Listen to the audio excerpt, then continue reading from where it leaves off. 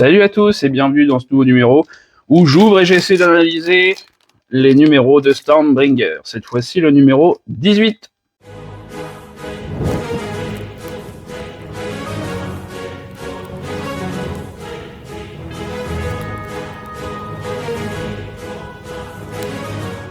Numéro 18, qu'est-ce qu'on a? Cette fois on a une troupe, une bande rusée. Alors j'avais dit que c'était peut-être des orques, mais je suis pas sûr, ils ont une drôle de tête. Ouais si, ça ressemble à des orques quand même. On va voir. Oh, il y a un terrain. J'avais pas vu. Ça c'est cool hein, pour... Alors moi je joue pas, donc bon. Mais pour... Je regarderai après le terrain. Je savais pas qu'il y avait d'autres terrains. Je vais en avoir pléthore de terrains. Du coup, on va commencer par le démarrage. Hein. Je vais un peu dans tous les sens. Zou, zou. Oh là, ils font peur. On a l'impression qu'ils ont un côté un petit peu BDSM, quoi. C'est bizarre. Il y a beaucoup de chaînes, des trucs sur le crâne, là. Ce truc-là, là, c'est bizarre. Ouais. Ça me fait un peu peur, en vrai. Hein. J'aimerais pas les côtoyer, ces gens-là. Après, chacun ses goûts, hein. Mais ils sont un peu bizarres. Alors, par contre, ce qui est cool, c'est qu'ils ont vraiment des jolis décors déjà sur les socles. Ça, c'est génial. Regardez. Ça me fait du boulot en moins, je suis toujours preneur. Parce que comme vous avez vu dans le numéro d'avant, je m'amuse à mettre de la sueur de bois, des trucs, des cailloux, tout ça, avant de se coucher, pour avoir une jolie texture. Mais ça fait un peu de travail en plus. C'est-à-dire que je n'ai pas forcément des masses le temps. Là, ça me permet d'avoir un truc en moins à faire. Coup de sous-couche et let's go. Ouais. Il est joli, il y a un joli corbeau là. Par contre, je vais vraiment pas le faire dans ce genre-là, ça me fait vraiment trop peur. Ça me fait peur. Du coup, numéro 18, on a 5 figurines. Ça ressemble à des orques, hein. Mais ils sont bizarres. C'est bien des Crawl Boys, c'est marqué sur la collection. Du coup, cette fois-ci, on veut jouer un peu plus malin. Dans ce numéro, la bande rusée rejoint vos Crawl Boys. Vous en apprenez plus sur le royaume mortel. Sur les royaumes mortels. Puis, vous déployez vos forces au combat avec de nouvelles règles et des tactiques. Bon hobby. Ok, bah merci. En lecture, on a OST de l'orage. Host, les hostes, ok. Une histoire sauvage, ok. Donc deux chapitres qui ont l'air un peu sympas. Collection, la bande rusée. Assemblage, la bande rusée. Et peinture, la bande rusée, forcément. Ensuite, niveau jeu, on a les chartes d'unités Crawl Boys, d'autres chartes d'unités éternelles. Le déploiement est à malin et demi. Je pense que c'est en rapport avec la troupe qu'on vient d'avoir, qui est en mode rusé. Je sais pas exactement ce qu'ils doivent faire. Je vois pas trop leur rôle, mais on va voir. Host de l'orage. Les derniers orages sont organisés en armée d'hosts de l'orage, comptant chacun plusieurs dizaines de guerriers, unis par une cause commune. Chaque host de l'orage a une légende dans le royaume mortel. Ok, donc c'est par troupe. Ok, pourquoi pas. C'est des généraux les hosts. Les hosts. Ok. Ils sont jolis les présentations là. J'aime bien.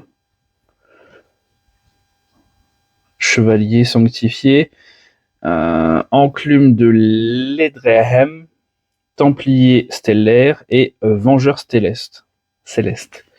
Ensuite, une histoire sauvage, empire antique.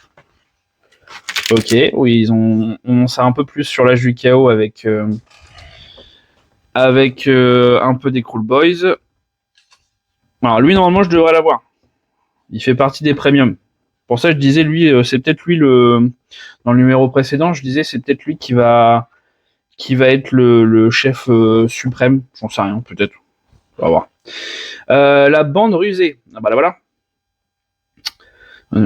Sillonnant les royaumes en quête de choses, genre Ok, mais c'est... J'ai pas confiance en eux, hein. J'ai l'impression qu'ils sont légèrement malsains. Ensuite, la suite, du coup, c'est encore du easy to build. Je me remets droit. C'est encore du easy to build. Je ne vois pas s'il y a des options. Alors, j'ai du mal. Au niveau des Cool Boys, c'est moins facile de voir les options, hein. C'est une fois qu'on est en train de faire le montage qu'on peut le voir. Parce que il y a pas mal de têtes. Donc déjà, je pense qu'il y a des têtes casquées. Non, peut-être pas. J'en sais rien. C'est au moment du montage qu'on le voit, hein. Souvent, ils sont proches en termes de numéros. Je suis pas sûr qu'il y ait des options sur celui-là. Bah, regardez, prenez votre temps. Que là, par exemple, on en a un avec un bâton et un avec un espèce de serre-joint, là. Celui-là. Ouais, donc c'est ça. Attends. 1, 2, 3, 4. Ah, celui-là, ça fait 5. Donc ouais, non, c'est parce que le bâton, il est là. Donc celui-là, il y a que 2 armes. Ouais, serre-joint, c'est ça. Je sais pas trop ce que c'est, mais je truc là. Du coup, ensuite, la peinture. Alors là, maintenant, on a beaucoup plus de trucs, donc ils ont peut-être mis directement le shade avec. L'Abandon Black, il inclut déjà ça. Ensuite, on a ça, les contours de base. Ok. Ah, c'est un peu décevant. Du coup, parce que là, on est censé avoir dans l'épisode juste d'avant, on a eu l'épisode de peinture et avec le shade, mais sauf qu'ils en ont pas mis sur les Cool Boys. C'est triste. Parce que honnêtement, c'est ce qui rend directement un truc joli derrière. Bon, enfin bref. On a les nouvelles chartes pour les gus qu'on vient d'avoir. Et on a les chartes pour les Mythocast de Xandir. Ça, c'est super cool. Parce qu'on les avait pas encore eu. Et ça fait un moment qu'on les a. Je sais pas pourquoi ils les avaient pas mis d'ailleurs. Ensuite, magnétite cinétique. Alors là. Ah, c'est par rapport à la lanterne. La lanterne du Mythocast. Je savais même pas qu'on pouvait les utiliser dans celui-là. Numéro du tapis. Tapis 1, tapis 2, recto verso. Ouais, ça c'est le tapis qu'on a en dessous. Je vais vous le montrer. Hop là, bah, je sais pas si je vais pouvoir vous le montrer. Il y a un petit numéro sur la pierre, mais c'est juste un tapis style. Ah, il est joli derrière. Attendez, je vais vous le déplier légèrement pour vous montrer un petit peu l'intérieur. Vous voyez, c'est pas du tout la même couleur de l'autre côté. C'est drôlement beau. Avec une grosse araignée et tout. Hop, hop. Vous voyez ? C'est sympa, ça change un petit peu. Pour ceux qui veulent jouer, encore une fois, ça fait un nouveau tapis de jeu.